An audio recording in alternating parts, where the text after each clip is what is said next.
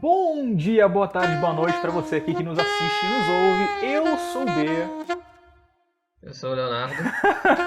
E sejam muitíssimo bem-vindos ao Vitamina Podcast.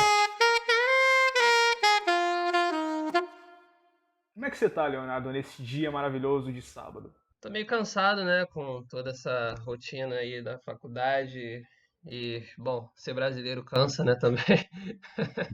É, mas tô bem, né, vivendo. É isso aí, nos resta seguir. Exatamente, e vivendo é inclusive uma fala extremamente contundente porque é o nosso tema de hoje, né? Você quer falar para os nossos grandiosos ouvintes especificamente qual que é o tema? Cara, eu não sei exatamente qual é o tema, na Olha verdade. que cara despreparado! O tema, corta essa parte depois. Mas o tema é qual o sentido da vida? Pois é, né? Tipo, tema fácil que você responde assim em 5 minutos numa conversa de bar. Mas enfim, é isso aí. Esse tema também é uma apresentação do que a gente planeja aqui com nosso pequenino, mais grandioso podcast. E é basicamente isso. A gente planeja, só delimitando especificamente, abordar o sentido da vida em três temas, ou três guias, ou três aspectos. Primeiro, o sentido da vida objetivamente, que é falando sobre uh, a vida por um ponto de vista biológico, etc, etc. Depois a vida filosoficamente e depois o sentido da vida para nós. Mas antes disso, a gente também vai fazer uma curtíssima review de um grandioso filme que nós adoramos, que tem muito a ver com o tema, talvez não do jeito que vocês esperam, né? Adoramos. Que é o Mortal Kombat, né? O adorou, né? Eu achei o filme assim, para usar uma palavra que tá na moda, cringe. Não, mas falando sério, o filme tem um figurino até interessante, os visuais, tudo, não só dos personagens, mas também dos lugares são legais. E o filme começa até de maneira promissora, né? Você vê que parece que os personagens vão ser respeitados, conforme a personalidade deles que eles têm no jogo. Só que aí depois a coisa descamba para um lado totalmente diferente, Verdade. né? Por exemplo, o Raiden, né, que é o deus que protege a Terra, o Elder God, na história de Mortal Kombat, ele é simplesmente um cuzão no filme. Ele não é compreensivo, ele é cruel até, né, com os guerreiros que É defendem a verdade. Terra. O Sub-Zero, ele é também um cuzão. Tudo bem que o Sub-Zero, ele inicialmente é maldoso, é cruel, é do mal no Mortal Kombat original. Mas a história dele não se resume a isso. Uhum.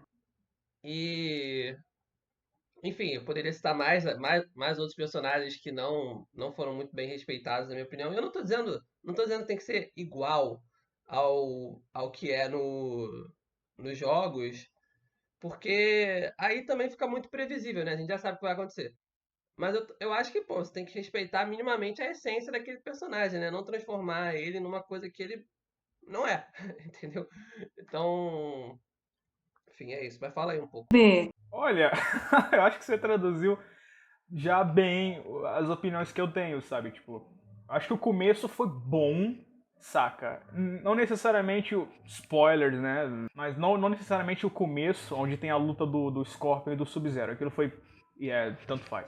Mas o começo em si é bacana, saca? O começo em Eu si. achei aquela cena legal da cena, né? Ah, você achou? Mostrar essa clássica rivalidade. Ah, Eu achei legal a cena. Já começar assim com uma coisa que atrai muitos fãs, né? Que é a maior rivalidade do Mortal Kombat é essa, todo mundo sabe. E é legal já começar com isso, como tipo, olha que vai ser o filme. Só que aí o filme não é bem assim, né? Então eu gostei disso, mas depois é criada uma história completamente alternativa que não me leve a mal, né? Histórias alternativas podem ser boas. uhum, A gente, em geral, a gente tem essa visão de que filmes baseados em jogos são ruins. E não é uma visão injusta, porque a maioria dos filmes baseados em jogos, de exatamente. fato, são ruins. Mas existem alguns que são bons.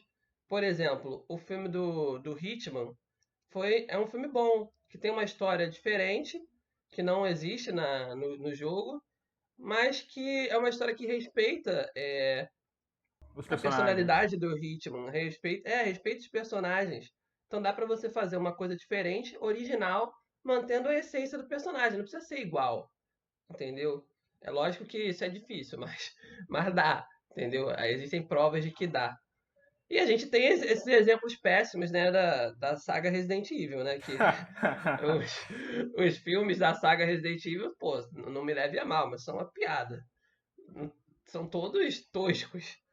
É, né? E, bom, esse do Mortal Kombat não foi tosco, mas eu não gostei. Eles inclusive estão pra fazer um remake, né? Tipo, um filme baseado em Raycon City mesmo, né? De Resident Evil, no caso. Eu não tinha nem ouvido falar disso. Oh! Eu parei de ver os filmes da saga Resident Evil depois do segundo ou terceiro, Aham. porque tem cinco ou seis, Sim, né? acho que são 6. Tem vários. E é uma personagem que, se não me engano, nem existe no Não, não jogo. existe não. Então, eu não gosto muito disso, assim, de você criar um novo personagem. Tudo bem você criar um novo personagem, mas pô, você vai criar um novo personagem pra ele ser o protagonista, e aí fizeram a mesma coisa Ah, mas no, isso, fizeram a mesma coisa no Mortal Kombat, né? no Mortal Kombat. E tipo, Eu não gosto muito e disso. cara, aquele personagem, ele é completamente irrelevante, porque tipo, qual o sentido daquele personagem? É pra você ter, né, uma âncora, né, tipo, um personagem que, como ele não tá imerso na cultura do jogo, ele é uma âncora, as pessoas não precisam conhecer nada dele, e aí através dele ele vai, né, conhecendo, você vai explicando a história, e aí ele também serve, né, como para ter uma jornadinha do herói, né? Mas tipo, esse papel podia muito bem ser preenchido pelo Johnny Cage, pô.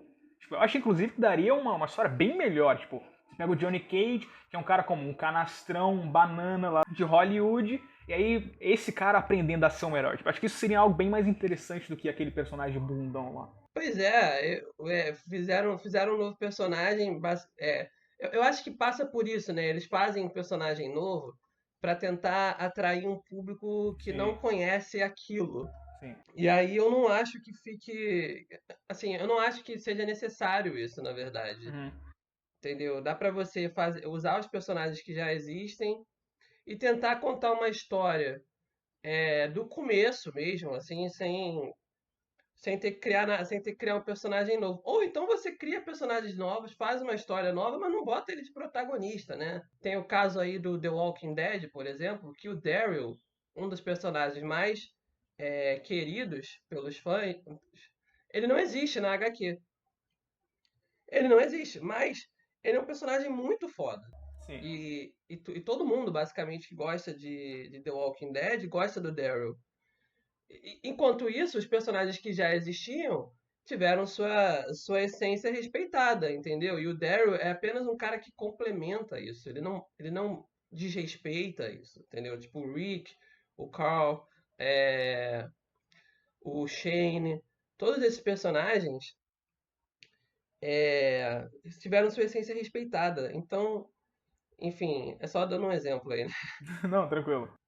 E aí, você tem algum comentário adicional para fazer sobre o filme também, ou é basicamente isso também? Não, acho que sobre o filme é isso aí.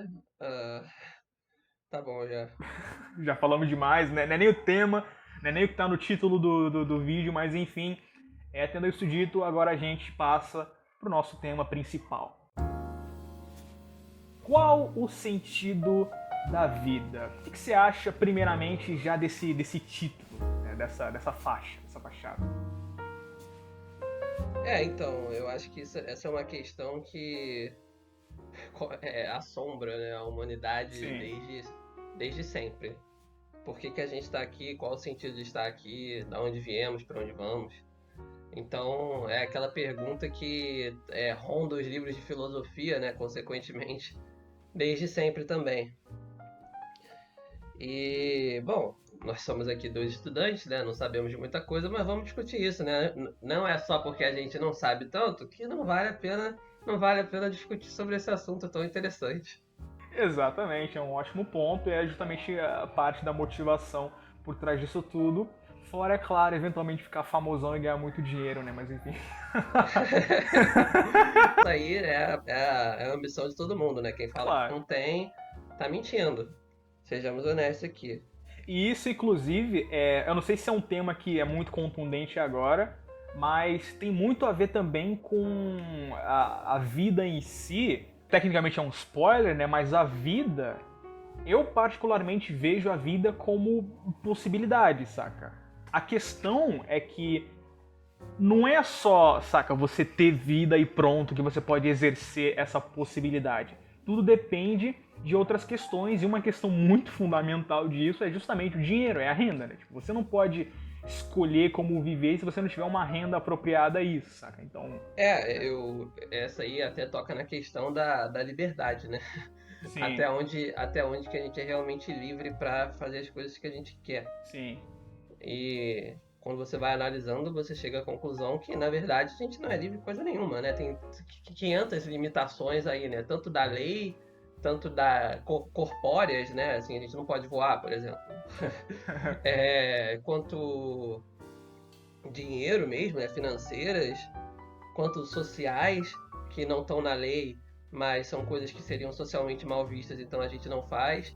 Então, assim, né, a vida, ela não é bem livre, né? A gente tem muitas limitações, algumas autoimpostas, outras impostas por agentes externos.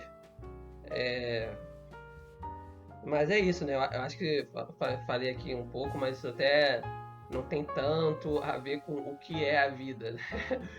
Enfim, mas prossiga. não sei, acho que tinha algum comentário que eu queria fazer, mas não lembro direito agora. Enfim, passando então pro nosso primeiro tema propriamente dito, a vida objetivamente. Então, a ideia aqui é primeiro falar da vida como a gente entende ela biologicamente. Eu tinha um professor que ele costumava falar, ele não costumava falar, ele me disse uma vez num debate sobre isso, de que a vida ela era basicamente entropia, ou uma fuga da entropia, né? Enfim, algo assim. E aí, tipo, se você for parar pra pensar por um lado estritamente físico, estritamente biológico, a vida ela é, né, basicamente um conjunto de manifestações e um conjunto de Acontecimentos? tipo acontecimentos, mas relacionado a coisas químicas. Ah, tá, reações? Reações, obrigado. É tecnicamente um reducionismo, né? Mas, tipo, se você quiser abordar, você pode abordar, tipo, a vida como algo tão mínimo quanto, sei lá, calor, saca? Ou então, se não me engano, a definição biológica de vida, especialmente quando a gente fala de diferenciação entre vidas microscópicas, né? Entre vidas unicelulares, é que, tipo, é vivo todo ser que consegue se reproduzir naturalmente, um negócio desse. Enfim, tem umas categoriazinhas específicas que definem, né, o que é um ser vivo. E mesmo essas categorias, é engraçado porque elas são tipo meio confusas, porque, por exemplo, quando a gente trata de um ser como o vírus, a gente não sabe definir direito se ele é uma coisa viva ou não, porque ele se enquadra em algumas dessas categorias e não em outras. E aí, tipo, saca, tipo, será que realmente é um reducionismo? Tipo, um reducionismo mas será que isso já é o suficiente para definir de alguma forma o que é a vida? Pois é, essa discussão em relação ao vírus ser vivo ou não parece que é eterna na ciência, né? Eu ouço isso desde que eu aprendi isso pela primeira vez na escola, há uns 10 anos atrás. E eu não sei, né? Parece que nunca vai haver uma resolução, porque alguns biólogos falam que é, outros falam que não é. Uma coisa que eu fiquei pensando bastante em relação à pandemia é... Pô, se ele é um ser vivo, ele então teria que ter uma certa consciência, entende? E eu não acho que... Assim, eu não sei, na verdade, eu não acho nada, né? Eu não sei, eu acho que não tem, mas, enfim... O que eu quero dizer é, tipo, o coronavírus, ele não quer se espalhar, entendeu? Ele não faz um esforço para se espalhar. Você tá entendendo isso? Ele não é que nem um animal, ele não é que nem um animal que quer consolidar a espécie, que tem esse impulso de consolidar a espécie. Entendeu? Isso os demais vírus também. Então... Enfim, se o vírus ele é ser vivo ou não, eu não sei, mas o que eu quero dizer é que o vírus ele não tem consciência da própria existência. Oh, caramba! entendeu? Uau! Eu concordo. Eu acho que aquilo, consciência, aí já fica mais complicado ainda, né? Porque, tipo, para definir o que é consciência, tipo, a gente fala que os biólogos não definem direito o que é vida, mas a gente também não consegue definir direito o que é consciência, né? Então, fica nessa. Mas essa questão do vírus ele não querer, entre aspas, fazer as coisas que ele faz é bem contundente, porque, tipo, realmente não é nenhuma coisa instintual, saca? É como se fosse mesmo um obedecimento à lei. Tipo, ele tá lá, tendo essas coisas lá, ele vai fazer aquilo porque sim. Tão certo quanto você, tipo, jogar uma maçã pra cima e ela vai cair no chão, né? Uma analogia boa agora, inclusive. É uma coisa, é como se fosse natural, entendeu? Sim. É como se fosse eu não quero usar a palavra automático, porque dá uma ideia meio mecanicista, né? Mas, enfim, você captou a ideia. Espero Sim. que quem tá ouvindo tenha captado também. Sim, dá pra entender. Cara, mas ao mesmo tempo eu fico muito intrigado porque, tipo, de uns tempos pra cá, tem pipocado, né, enfim, nos lugares onde eu frequento uns vídeos mostrando, tipo, uma filmagem, né, tipo, de fato, de células atuando. E, cara, eu acho que dá essa impressão justamente porque a gente tem uma visão muito mecanicista e aí muito robotizada, mas elas agem, elas se movimentam de uma forma tão orgânica, de um troço tão fluido, que parece muito ter uma intenção por trás, saca? Tipo, é um troço muito bizarro. As células, né? Aí a gente a classifica como ser vivo. Uhum. E quando a gente fala de... Quando a gente aprende biologia, os professores eles fazem até um esforço para humanizar as células, né? Eles falam assim, o macrófago quer comer, quer fagocitar tal outra célula do sistema, tal outra célula invasora, entendeu? Eles botam vontades que são humanas. Sim. Tipo, ele quer fazer isso, ele está muito irritado, ele está muito agitado, entendeu? Sim. Então, os professores botam essa vontade nas células e aí a gente fica pensando, pô, as células têm alguma consciência ali, né? Mas a gente não sabe, mas assim, eu não sei, na verdade, se elas têm, né? Parece que tem quando a gente vê que tudo é tão combinadinho, né? Tudo é tão perfeitinho que, porra, meu Deus, deve ter alguma coisa ali, né? Sim. Mas eu não sei, né? Seria presunçoso da minha parte falar que tem, porque eu não tenho conhecimento de biologia suficiente. Eu acho que, tipo, mesmo uma pessoa que é, sei lá, um mestre em biologia, ele também... Cara, é porque isso que é foda quando a gente fala de questões, assim, mais biológicas, mais fisiológicas, porque, tipo, tem sempre... Óbvio que isso também é um caminho meio, né, conturbado pra você seguir. Mas tem sempre a possibilidade de aquilo que você acha que é falso eventualmente se revelar como sendo verdadeiro daqui a pouco quando o nosso conhecimento aumentar. Então, tipo... Fala uma grande verdade aí. Né? Mas termina seu pensamento que eu complemento depois. Sim, é porque eu ia dizer que, por exemplo, primeiro, a gente achava que, sei lá, não sou um historiador, mas... Achava que a Terra era o centro do universo, por exemplo. Sim, mas nem em relação a isso, tipo... Eu não sou historiador, mas primeiro a gente achava mais ou menos que, sei lá, os seres em si, eles eram constituídos tal daquela forma que você vê eles. Aí depois a gente começou a achar que eles eram constituídos por, sei lá, um corpo e uma alma, blá blá blá blá. Depois a gente começou a achar que eles eram constituídos por pequenas esferas que juntavam eles. Aí depois a gente chamou essas esferas de átomos e a gente viu que esses átomos, eles eram divididos de uma forma X. Aí depois a gente viu que essa forma X na verdade não era assim, ela era dividida de uma outra forma e tinham mais coisas. Aí depois a gente viu que tinha os quarks e isso e aquilo, e aí tipo, quem diz que daqui a, sei lá, 30, 40 anos ou mais ou menos a gente não descubra que tem sim algum tipo de, não direi energia, mas algum tipo de substância, no sentido de ser tipo um fenômeno natural, né, que comanda ou dá alguma coisa para essas células, essas vidas unicelulares, e a gente possa equivaler esse fenômeno, essa substância à consciência. Tipo, não tem como saber disso. Cara, seria uma coisa muito foda, né? Seria bem legal. Bem legal no sentido assim de... Não do sentido de científico que eu tô falando, no sentido assim, pô, eu ia achar, caramba, que curioso isso, né? Que coisa interessante. Mas no sentido científico eu não sei o quanto isso nos ajudaria a entender o corpo humano.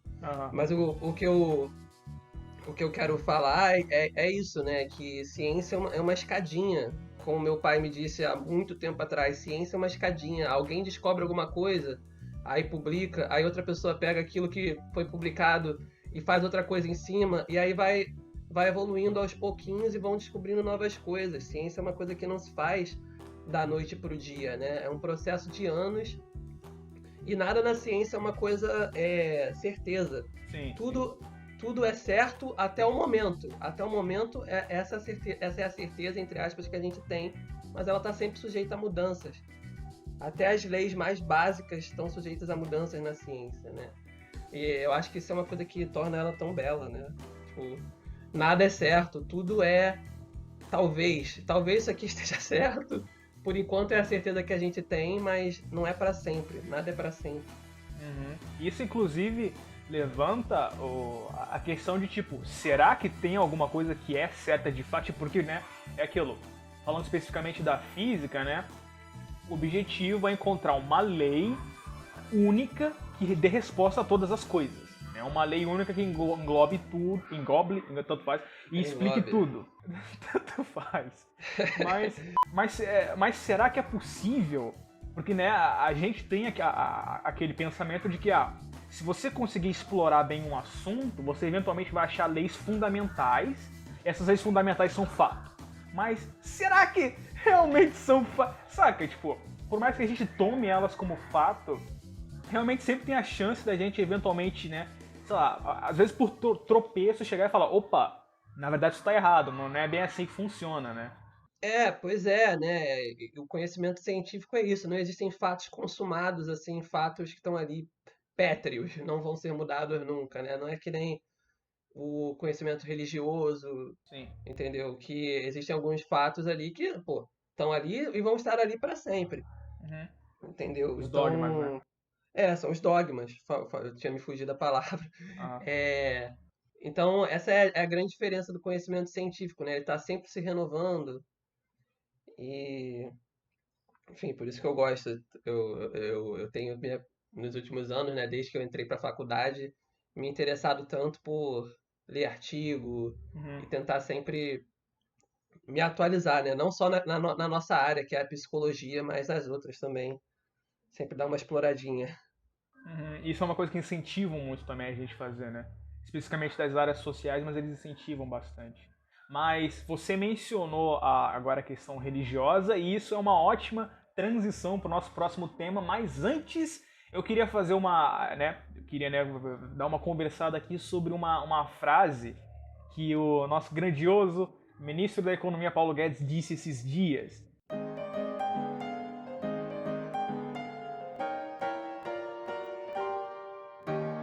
O grandioso Paulo Guedes, ele basicamente criticou esses dias o aumento da longevidade populacional. Ele disse que, abre aspas, o Estado quebrou. Todo mundo vai procurar serviço público e não há capacidade instalada no setor público para isso. Vai ser impossível. Todo mundo quer viver 100 anos, 120, 130. Não há capacidade de investimento para que o Estado consiga acompanhar. Fecha aspas. Agora, todo mundo sabe que ser ministro, especialmente nos dias de hoje, ele implica obrigatoriamente o posto de fala merda profissional, que é um posto que eu cogito, mas com essa competição fica meio complicado, né? Mas enfim, o que você acha disso, dessa frase? Cara, então, né, primeiramente, o time de ministros selecionado pelo Bolsonaro e que está sendo constantemente renovado, né, mas ele sempre muda os ministros. Volta e meia temos mini reformas ministeriais. Esses dias aí teve uma grande reforma ministerial, Sim. caiu 5 ou 6 ministros no espaço de 2 dias. Mas esse time de ministros selecionado pelo Bolsonaro é uma coisa eu não sei, mano. Tipo, é o que você falou mesmo. Parece que falar merda é requisito, entendeu? Uhum. Tipo, você não pode entrar se você não falar merda. Você pode ter o currículo que você quiser. Pode ter um currículo foda. Um currículo brabo. Mas você tem que falar merda. O Paulo Guedes, ele tem um currículo invejável, né? Ele tem PhD em Chicago, na Universidade de Chicago. Que, aliás, é um dos grandes centros de Economia? da economia liberal, entendeu? Uma das grandes escolas liberais é a escola é a faculdade que o Paulo Guedes fez o seu doutorado. Ele teve aula com os grandes nomes do liberalismo, do neoliberalismo atual, né? Então ele tem um currículo invejável, ele é um cara que assim, embora eu não partilhe do ponto de vista econômico liberal, ele é um cara que entende economia, né? Não tem como negar isso. É, e esse problema do envelhecimento da população, da média de idade da população, é uma coisa que todos os países do mundo estão passando. É uma coisa que é estudada na economia atualmente e que está se buscando uma solução. Né? A Europa está passando por isso há muito mais tempo que o Brasil Sim. e está buscando uma solução. Então, assim, ele soltar uma declaração dessa não significa só um desrespeito com a população do país dele. Até porque o próprio Paulo Guedes é um idoso, né? Mas não significa só um desrespeito, significa também uma má vontade, sabe? Uma justificativa para a própria incompetência, né? Porque um cara tem um currículo tão longo, tanto estudo, e ele não. E aí ele tá fazendo um trabalho que, pô, é no mínimo questionável. E aí ele vem querer criar justificativa, sabe? Em cima de uma coisa que, além de desrespeitosa, é um, é, é um problema que tá todo mundo passando, né? Então ele não só desrespeita as pessoas com o problema que tá todo mundo passando, como ele também dá uma amostra de incompetência, ignorância, entendeu? Não no sentido do conhecimento da palavra, mas ignorância no sentido de que ele tá ignorando os problemas que o Brasil passa. Porque definitivamente não é esse o problema central da economia do Brasil no momento, né? Não é o envelhecimento da população. Esse é um dos problemas. A gente tem milhares aí de problemas, né? Se a gente for ficar falando dos problemas aqui, porra, é, não sei nem quantas horas teria esse episódio de hoje, entendeu? E é uma fala meio sem sentido também, porque beleza, né? Conforme as pessoas vão ficando mais velhas, né, o Estado ele tem que supostamente, né, suprir, não suprir, mas auxiliar elas com aposentadoria e etc. Mas é uma fala que não faz sentido por me vem agora dois pontos. Primeiro, óbvio que, né, conforme mais pessoas vão ficando mais velhas, você diminui a taxa de gente que está, né, abre muitas aspas, contribuindo e que está pagando o FGTS, a aposentadoria dessa galera que está mais velha. Sim, Mas, tem um nome, só fazer uma pauta, tem um nome para isso, né? sim, PEA, População Economicamente Ativa, isso, sim. que é a que contribui para a Previdência. Isso aí realmente vai diminuindo, mas é o que eu falei, é um problema que tá todo mundo passando. Agora continua. E só nessa questão já tem, né, diversas outras pessoas aí que podem falar melhor de como fazer uma reforma nisso daí e taxar as pessoas certas ao invés de sobrecarregar as pessoas erradas, né? Mas isso não vem ao caso. Uma outra questão também é o fato de que, tipo, essas pessoas que estão ficando velhas, elas continuam comprando, elas continuam, elas podem não atuar economicamente que nem, né, o resto, mas elas continuam, tipo, comprando, se inserindo na economia, então, tipo, não é como se elas, não, vou pegar o meu auxílio, minha aposentadoria, vou mofar em casa comprando só remédio pro resto da vida, sabe? Tipo, óbvio que infelizmente tem algumas situações que são reduzidas a isso, mas, né, elas ainda existem, elas ainda são pessoas com poder de compra. Sim, elas ainda movimentam a economia, né, da maneira delas. Elas não ficam ali só, como para usar também novamente uma expressão que ficou tão famosa, mamando nas tetas do Estado, né? Elas, Aham. co- elas, elas movimentam a economia. E eu não sei, né? Quando ele fala uma coisa dessa, parece que a proposta dele é aquela proposta até não, né? É aquela proposta fascista de, vamos matar quem não é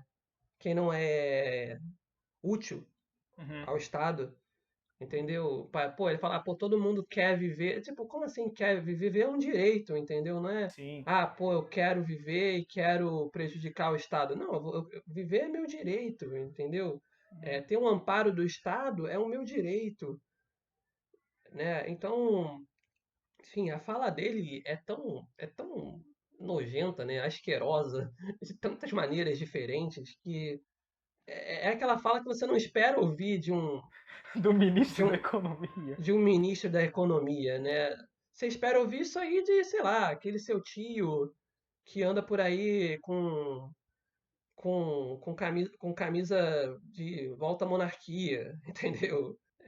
Ou aquele seu tiozão roqueiro. O famoso roqueiro reaça, né? Aham. Eu sou roqueiro, né? Mas não reaça. Isso faz justamente você se perguntar, tipo, qual é o estado atual das pessoas que compõem o governo, né? Mas, enfim, bora então passar, já falamos demais, já, né, virou um podcast sobre a situação atual política do Brasil.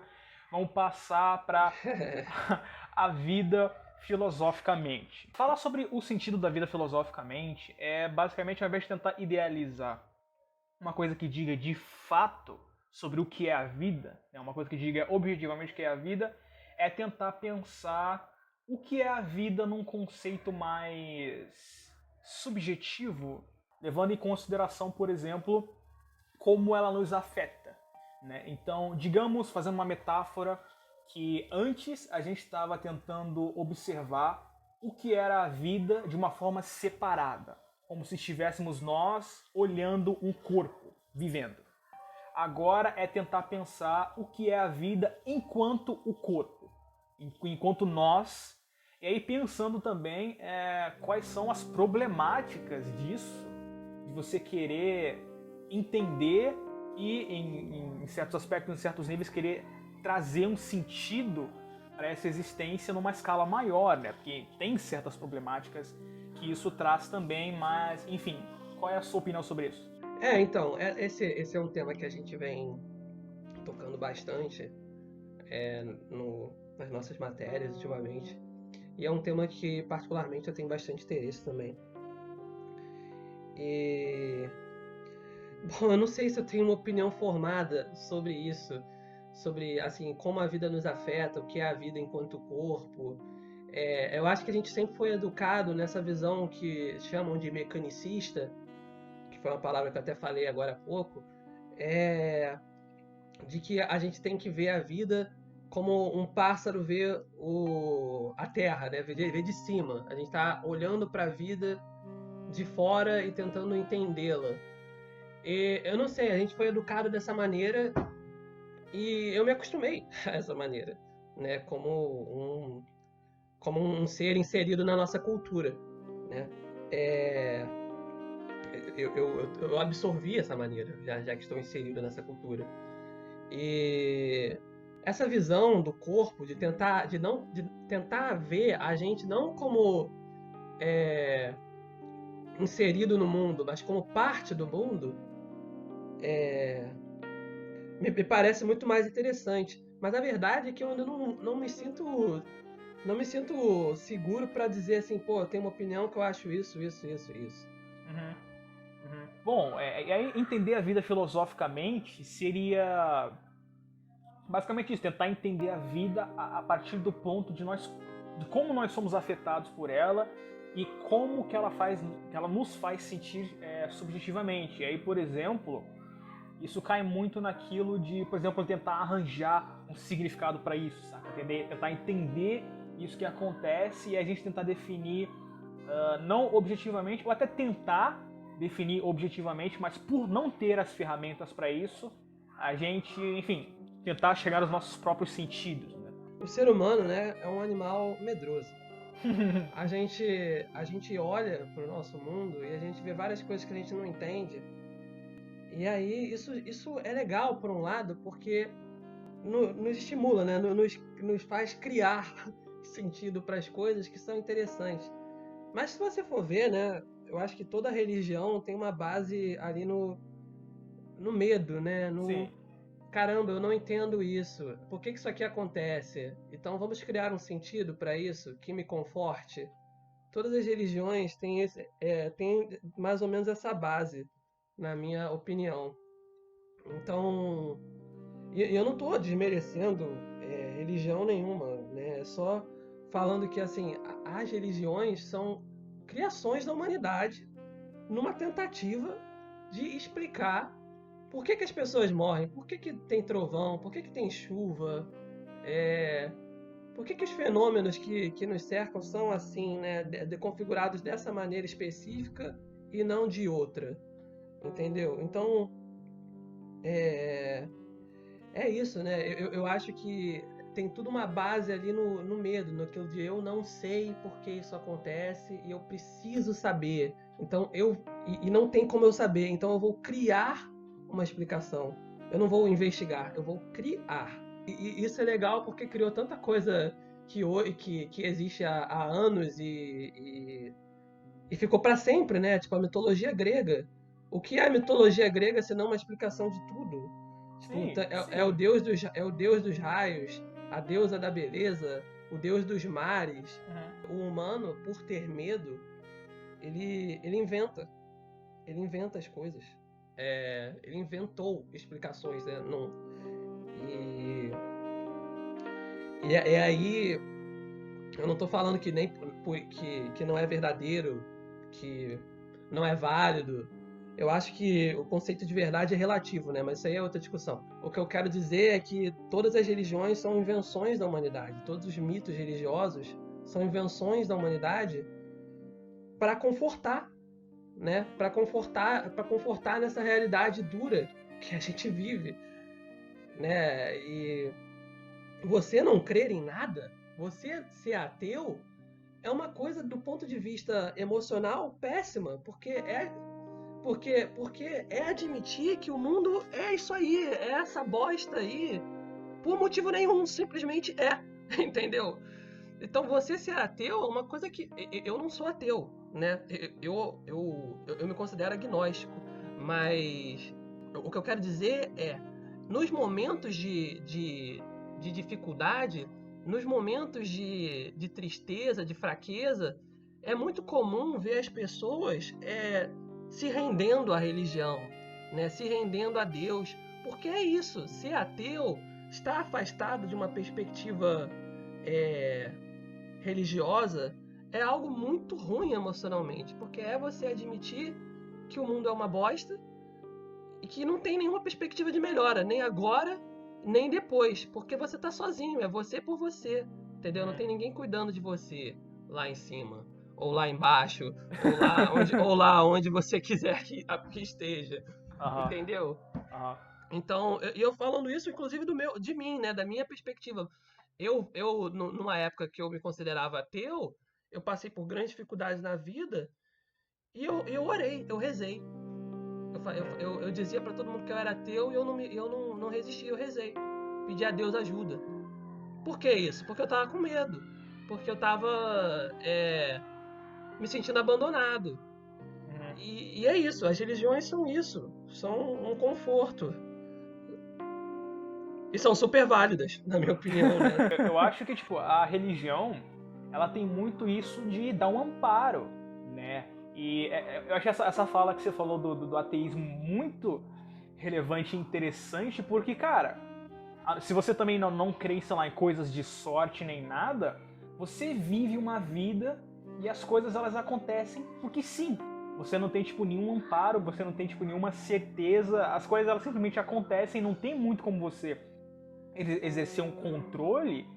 E aí, tipo, como você não tem nenhuma pedra, digamos, é claro que você tem, tipo, sei lá, o apoio da família, o apoio dos amigos, etc. Mas como você não tem nenhuma pedra que de fato fale, não, esse seu caminho de vida é certo, isso vai dar certo porque tá escrito e tal, é algo muito desamparador e é algo que dá muito medo, saca? Mas, ao mesmo tempo, essa questão do amparo também é justamente um dos problemas da religião, porque como ela dá um amparo, você às vezes entra tão de cabeça nisso que isso é usado para não fazer uma lavagem cerebral no sentido cômico da palavra, mas te doutrinar, né? E é Sim. usado para te controlar também. E aí a gente tem, caramba, coisas horríveis, que nem, falando de exemplos mais famosos, digamos, aquele suicídio coletivo de Heaven's Gate, ou então em algo menos sério, algo menos fatalista, essas palhaçadas que missionários como o Popov e certos bispos aqui do Brasil fazem, que é tipo tirar dinheiro da pessoa por causa da fé dela, sabe? Ela vai na igreja e tipo tem aquele cara falando: "Ah, não, você me dá o dinheiro que, porra, a sua... Cara, sério, eu já vi, tipo... Que Deus te devolve depois. Não, eu já vi, tipo, pastor falando isso. Você dá o dinheiro, você dá o dízimo, você faz a sua doação, que Deus vai apagar as suas dívidas no banco. Você vai no banco e vai ter dinheiro na sua conta, algo desse tipo. E aí, tipo, cara, tipo, você ter fé e você crer que uma coisa vai acontecer, tudo bem, tipo, não tem nenhum mal nisso, mas quando você tem fé, e aí um cara, um canastrão, ele vem e usa dessa sua fé pra poder, tipo, tirar a vantagem de você, isso é uma das coisas mais, talvez não uma das mais, mas tá na lista de coisas mais desprezíveis que pode acontecer, saca? Tipo, isso É é uma coisa fruto baixíssima. extremamente vil, extremamente nojenta, e isso vem justamente por causa dessa sensação de desamparo, porque tá desamparado é uma situação horrível, é uma sensação horrível, né? Cara, pois é, né? Eu concordo em gênero, número e grau com você. A religião, ela é uma ferramenta. Ela é uma ferramenta de amparo, mas toda ferramenta ela tem maneiras de ser usada, Sim, sim. entendeu? Ela pode ser usada pro bem ou pro mal. E aí eu não quero fazer maniqueísmo aqui não. Bem e mal também são conceitos relativos Sim. e cada um tem o seu. Mas enfim, para mim, nesse caso aqui, né, segundo o meu ponto de vista, do Leonardo, o bem seria isso de amparar, de dar conforto. E o mal seria isso de controlar completamente, né? De fazer o que chamou de lavagem cerebral, de descolar a pessoa da realidade totalmente. Uma dissociação, né? É uma dissociação, uma alienação, outra palavra da moda. É, então, enfim, a religião ela tem esse lado bom e tem esse lado ruim. Só que é uma ferramenta que nem todas as ferramentas, né? Ela pode ser usada para os dois lados. E, e é isso, é muito fácil você. Não sei, quer dizer, não estou dizendo que é muito fácil, né? Eu não quero chamar as pessoas de burras. É só. É muito fácil você penetrar na cabeça de alguém que tá frágil, cara. Sim, isso é. Entendeu? Tipo, Não é questão de inteligência ou burrice, é questão de. Sabe, quando você não tem nada, sim, o pouco te dá uma migalha, é muito, entendeu? sim, é justamente essa questão de fragilidade. Aqui, fragilidade não é no sentido de força. E aí, no caso, quando você está numa situação complicada, você está muitas vezes num estado de fragilidade porque o ser humano ele é um ser emotivo. As emoções elas definem o que ele faz, quem ele é. Então, tipo, Exato, né? exato. Acho que no final das contas o problema em si não é na ferramenta, né? Não é na religião, mas sim quem usa, sim quem Cara, porta. é isso. A religião ela é algo que pode ser tipo muito benéfico, né? Tipo, ela te dá um suporte. Tudo que dá um suporte é algo benéfico, né? Aham. Especialmente quando a gente fala de saúde mental e tal. Então, toda religião, ela é válida, né? Desde que respeite os direitos humanos, é claro. Sim, Mas, sim. enfim, toda religião é válida desde que respeite os direitos humanos. O problema está sempre em quem usa aquela ferramenta, aquela, por vezes, arma, né? Porque, por vezes, religião gera violência, por muitas vezes, né? E o problema está em quem manuseia aquilo. Mas eu acho a religião uma coisa válida, eu acho uma coisa boa, de certa forma, né? Pelo que eu falei, pelo amparo, pelo conforto, pelo sentimento que mesmo que você esteja sozinho fisicamente, você tem outras coisas, né? E a religião também é um espaço de desenvolvimento de relações sociais. Pô, você pode fazer amigos Sim, na sim. igreja, é, nas reuniões religiosas que você tem. Eu, por exemplo, frequentei casa espírita durante 4 anos da minha vida e fiz vários amigos. Todos muito mais velhos que eu, né? Que eu era um garoto e só ia adulto. Uhum. E eu conheci várias pessoas de 20, 25 anos, né? Homens e mulheres lá que falavam comigo e eu gostava muito, eu me sentia bem ali. Teve vezes, inclusive, que eu fui na casa espírita sem a presença dos meus pais, eu fui sozinho, só eu, porque eu gostava daquelas pessoas. Aham. E eu fiz amigos ali. Hoje, infelizmente, eu não falo mais com nenhum. Só que aquele estar lá era uma coisa que me deixava bem, que fazia eu me sentir bem. Eu nunca me arrependi de ter sido espírita durante tanto tempo. Foi uma coisa que me fez bem. Uhum. entendeu? Entendo. Então é isso, o problema tá em como você usa a ferramenta. A questão da religião também é que é isso, né? Tipo, a gente tá dizendo aqui que ela é boa porque ela te oferece uma base, ela te oferece um acolhimento, e isso é ótimo, né? Isso é necessário para a vida. Mas a questão da religião é que ela também prega uma verdade. Ela prega uma doutrina, uma verdade de como as coisas são, etc. O problema são as restrições, não as restrições, mas o fato de ter uma verdade outra ditando também certos aspectos da sua vida, ela pode ser muito problemática no sentido de que ela é restritiva e no sentido de que ela determina também como você se relaciona com o mundo e com as outras pessoas, sabe? Então, tipo, a gente está dizendo que a religião ela é boa porque ela te dá um amparo, mas a gente também tem que levar em consideração o fato de que a religião ela é uma verdade. E Sim. aí isso traz uma outra discussão muito interessante, porque, por exemplo, eu não sei, não, não consigo Não, pensar eu no entendi o que exemplo. você falou, eu entendi o que você falou. Cara, então, é uma troca, Sim, né? Tudo na vida é uma troca.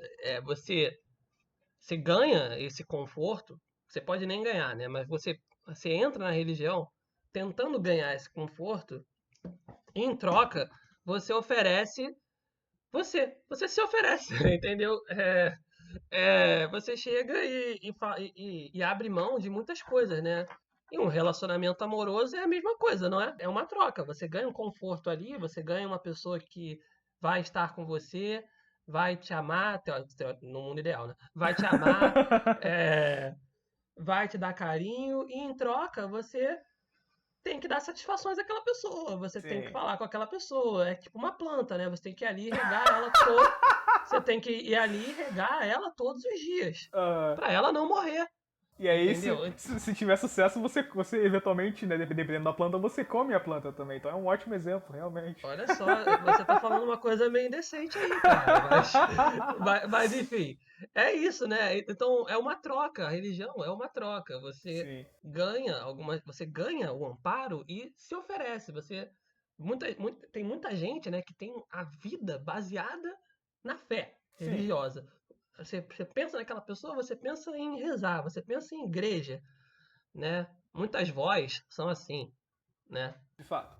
Todo mundo tem, né, ou conhece alguém que tem uma avó católica, fervorosamente católica. A minha, a minha avó é uma dessas. É, quando a minha avó me vê, todos os dias, quando ela não me vê todos os dias, mas todas as vezes que ela me vê, o que ela fala? Benção, filho. Bênção. A primeira frase, a primeira palavra dela pra mim é bênção, não é nem oi, é bênção. Uhum. Então, assim, quando eu penso na minha avó, eu inevitavelmente penso em fé, penso em igreja. Porque hoje em dia a vida dela é baseada só nisso, só em igreja, entendeu? Só em rezar, só em ter um tercinho ali do lado da cama dela, entendeu? Ela é Uhum. viúva, a minha avó, e eu tenho certeza absoluta que a igreja é uma coisa que conforta muito ela. E em troca, ela se doa para a igreja. Uhum. E aí a gente pode entrar na discussão, essa troca é válida? Pô, eu não sei. mas, é, Aí mas é depende, uma né? troca. Depende de cada pessoa, né? Enfim. Então, eu acho esse ponto que você falou da benção, etc., válido, porque, tipo, os meus parentes, né, eles não são católicos, mas eles são evangélicos.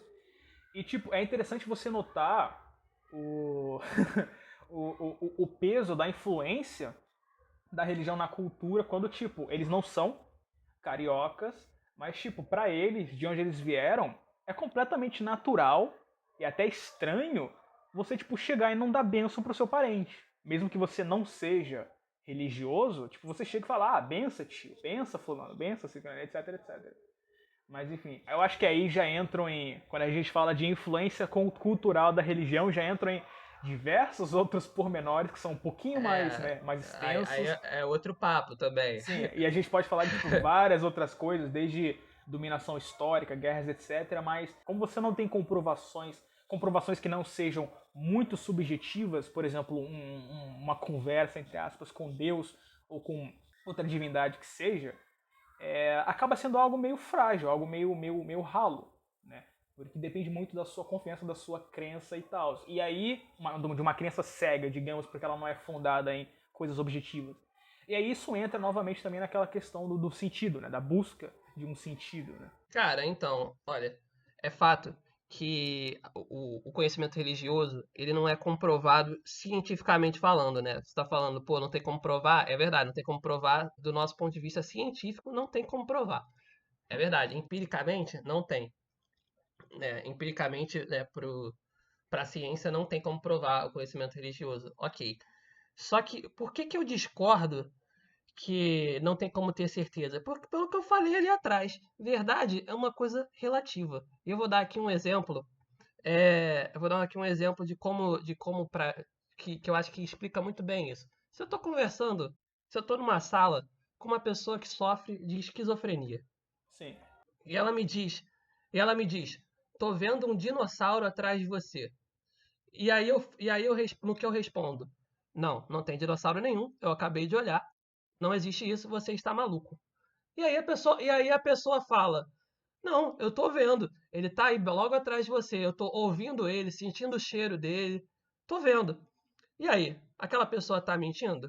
Não, não Não tá. tá. Mas, Não tá porque ela não tá porque ela tá vendo. Se ela tá vendo, se ela tá sentindo, aquilo é real pra ela. sim, E se é real pra ela, então é verdade. sim, Mentir, mentir é você falar uma coisa que você não acredita, que você sabe que aquilo não é verdade. Se aquela pessoa acha que ela tá falando a verdade, então na cabeça dela, aquilo é verdade e ponto, acabou.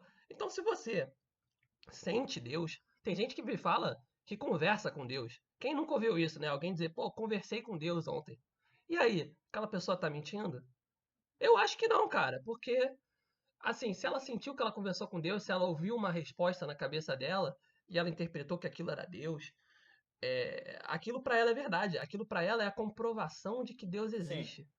Então, assim, cientificamente, não tá provado, mas tá provado religiosamente. Então, é isso, acabou, é a prova de que aquilo existe pra ela aquilo basta, pra ela aquilo é o suficiente. Então, é o que eu tô falando, né? Existe uma comprovação, sim. Só não é a que a gente busca cientificamente. É outra. É outra. E pra aquela pessoa aquilo é mais que o suficiente. Entendeu? Então, é um amparo que, pra gente que não tem a fé, parece que é pouco e que não é o suficiente, mas para aquela pessoa é Sim. tudo. Então, quando a minha avó chega pra mim e fala: Ah, filho, pedi pra Deus ontem e ele me disse que vai atender. Entendeu? Pra ela aquilo, porra, ela tem certeza que vai acontecer. Entendeu? Eu concordo completamente. Até porque, né, se eu não concordasse, eu teria sérios problemas. Eu não sei que tipo de profissional eventualmente me tornaria, né? Mas, tipo, eu concordo.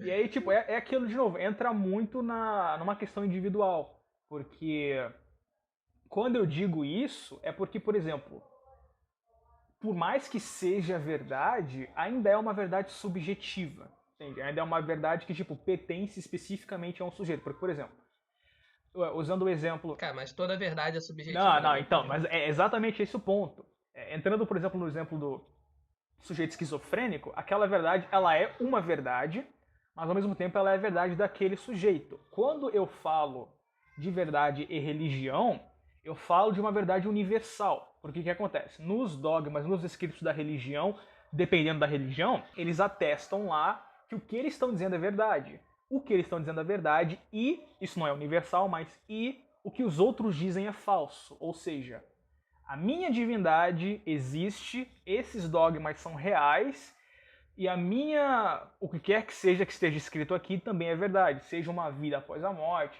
seja um ciclo de reencarnação, o que quer que seja. E aí é Aham. disso que eu tô falando que não tem nenhuma comprovação, entende? Esses dogmas que deveriam servir como uma verdade universal não são comprovadamente uma verdade universal, entendeu? Ah, não, eu tô sacando. Cara, pois é, não tem comprovação dos dogmas e nem nunca vai ter. Só que. Quer dizer, olha eu, né? Desmerecendo. Não, olha, pode ser que tenha, gente, mas eu não acredito que vai. Enfim. Só que é aquilo, né? É a fé. Se você acredita naquilo e aquilo se torna real pra você, Então é real e acabou, né? A gente que não tem a fé, a gente nunca vai entender isso, porque não tá ao nosso alcance, entendeu? Simplesmente não tá, porque é um conhecimento, é um amparo, né, que a gente tá usando tanto essa palavra, que vem unicamente, que só vem para você se você acreditar fervorosamente naquilo. E quem não acredita não vai entender, entendeu? Eu também, por muitas vezes eu me perguntei isso, porra, a pessoa pede tanto a Deus, não acontece nada, ora todo dia, só se fode. Como continua usando isso, entendeu? Como continua? Porque eu não acreditava. E, enfim, é isso, né? Eu acho que então, inclusive, isso é uma ótima transição. A gente está com ótimas transições aqui entre os temas, mas é, Que bom. eu acho que sim, inclusive isso é uma ótima transição. Talvez seja então melhor falar não de uma verdade universal ou de um sentido da vida universal, mas sim de sentidos da vida, no plural, em múltiplos, né? Então, tipo, no sentido de o que é a vida para cada um, né? Talvez fosse bacana explorar. E o tema de agora, o tema seguinte, é justamente qual o sentido da vida para nós. Mas pra nós, eu e você, ou pra nós Não, para humanos? nós e você. Para nós humanos não Ah, dá, sim. pô, é impossível. E é engraçado porque talvez seja o tema mais simples no sentido de ser mais menor de escopo, mas talvez o mais complicado porque, né, diz a respeito de literalmente toda a nossa constituição enquanto ser humano, né? É, uma coisa que eu reparei é que eu tava com a luz apagada aqui, a minha câmera vai ficar meio escura. Cara, eu não tenho uma resposta na ponta da língua, eu acho que ninguém tem. Sim. Mas eu não sei, eu acho que vida seria mais ou, mais ou menos aquilo que te é imposto, porque você não pede pra nascer. Você no meio do nada, em algum momento da sua vida, você se dá conta de que você existe. Ninguém se lembra desse momento. Mas em algum momento da sua vida, você como ser humano, você vai olhar pro espelho e falar: "Ah, eu existo". Beleza. E a partir daí você começa a se desenvolver como ser, né? Porque você fala: "Eu sou o Leonardo", né? Eu falei isso, né? Eu sou o Leonardo. É, e aí quem eu sou, né? Tipo, quem é Leonardo? Eu sou o Leonardo, mas quais são as características do Leonardo? E aí você vai se desenvolvendo. Então, vida, eu acho que é isso, né? É você entrar num mundo que você não pediu pra entrar. Você simplesmente veio pra cá, porque eu não sei, na verdade.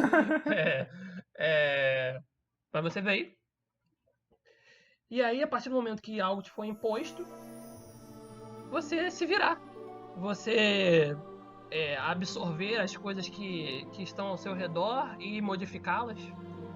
Você tentar achar um motivo para estar aqui, tentar achar ânimos para seguir, né? Porque sempre que a gente faz alguma coisa, a gente se pergunta por que a gente está fazendo aquilo, nem que seja inconscientemente, né? E por isso que surge essa pergunta: por que a gente está sobrevivendo? Por que a gente está continuando, né? E é isso, vida para mim então seria isso, seria você ser trazido para um mundo que você não conhecia, não pediu para estar, e a partir daí tentar encontrar significados para continuar nele. Para mim, vida é isso. Antes de eu, né, falar sobre o meu sentido da vida, eu acho que é interessante também a gente pensar sobre. E é uma questão que eu acho que ata bem todos os três temas, que é o sentido que nós damos para a vida dos outros. Porque, por exemplo, quando a gente pensa em sentido da vida, qual a razão de existir, o porquê, dos dois, um. Ou a gente pensa. Não, dos três, um, né? Ou a gente tenta descobrir, não, arranjar filosoficamente, abstrativamente uma resposta, né? Que pode variar desde qualquer coisa a não sei. Ou a gente se baseia num viés mais positivo, e aí pode ser desde um viés religioso a um viés no sentido de a vida é, sei lá, ser uma pessoa boa, né, etc. E um viés, eu digo aqui, não no sentido pejorativo, mas no sentido de alguma coisa que guia a sua visão, né? Ou a gente pode partir pro ponto negativo e aí a gente pensa, tipo, realmente, por que eu tô aqui num lugar, numa situação, num estado onde só tem merda, né? E aí, por exemplo, pensando, eu não sei quando vocês vão assistir ou ouvir isso, né? Mas pensando nessa chacina que aconteceu esses dias lá no Jacarezinho, se não me engano, e em outras chacinas que acontecem tipo diariamente por aí pelo Brasil afora, né? E aí na história também, em outros países também, e aí até em níveis menores, em níveis menos fatalistas, para repetir o que eu já disse, quando a gente pensa em como a gente trata as outras pessoas, enfim, as outras vidas, né, as plantas, os animais, etc. E aí, tipo, tudo isso obviamente parte da sua visão de sentido da vida, o seu sentido na vida, mas é interessante pensar sobre isso, né? O sentido que nós damos para a vida alheia, para a vida dos outros. Dar sentido, vida é isso, dar sentido às coisas, ser trazido a algum lugar, tentar encontrar motivos de continuar aqui, enfim, e é isso, né? Isso resume mais ou menos tudo que a gente falou aqui durante esse episódio, que é a religião, que mais? A filosofia, os nossos objetivos. É isso, resume.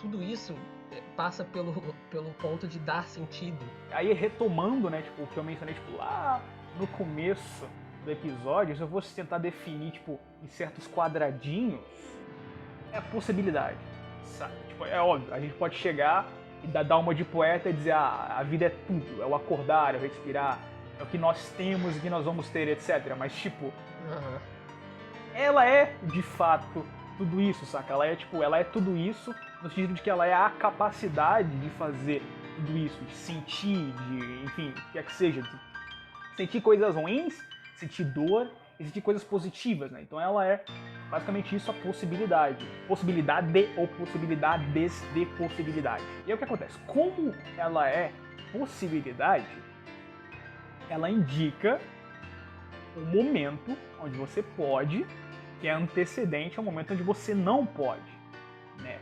E aí, independentemente da corrente filosófica ou religiosa que seja, eu acho que todo pensamento ou todo grupo de pensadores que em algum momento pensou ou, né, enfim, dialogou sobre a vida, eles ponderaram justamente com base nessa finitude dela, justamente a finitude da vida que define, entre aspas, que dá, de certa forma, um sentido no sentido de fazer com que nós prestemos atenção no fato de que a vida existe, né? Justamente essa janela de possibilidade, independentemente de se tem algo depois por trás da janela, né?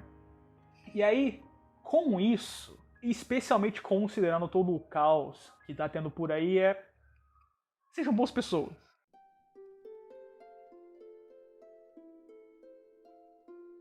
Agradecemos a você aí que tomou, né, um puta de um tempo do seu dia e da sua vida para ver duas pessoas que você provavelmente não conhece, talvez sim, mas provavelmente não conhece, falando sobre um monte de coisa que no fim da vida você vai esquecer daqui a pouquinho. Não diga isso, não diga isso.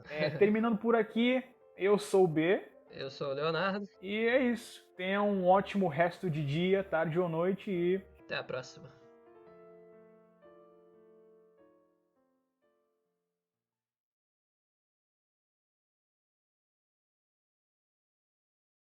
Aê! Acabou. Acabou. Uau.